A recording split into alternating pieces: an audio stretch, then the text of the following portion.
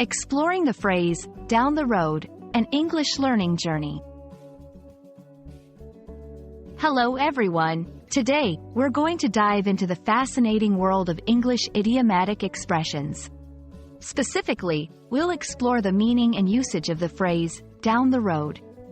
This phrase is common in everyday English, and understanding it can add a natural flair to your language skills.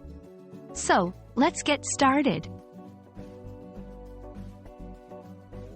At its core, the phrase, down the road, can be understood in two main ways. Firstly, it can have a literal meaning, referring to a physical location that is further along a road or path.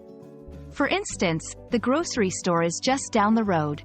Here, it's used to give directions or describe a location. Secondly, and more interestingly, down the road is often used metaphorically. In this sense, it refers to something happening in the future. It implies a point in time that is not immediate but not too distant either. For example, we might encounter challenges down the road in this project. Here, it's about anticipating future events or circumstances. To grasp the phrase better, let's look at some examples. 1. Literal use. You'll find the post office just down the road, past the library. This example shows the phrase used in giving directions.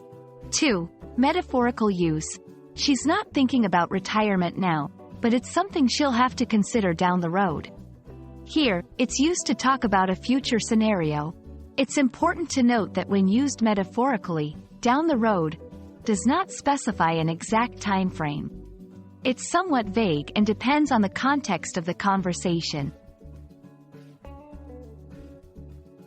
When using down the road, be mindful not to confuse it with similar phrases like down the line or in the long run.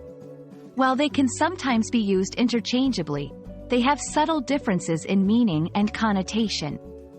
Down the line often implies a more distant future, while in the long run focuses on long-term outcomes or effects.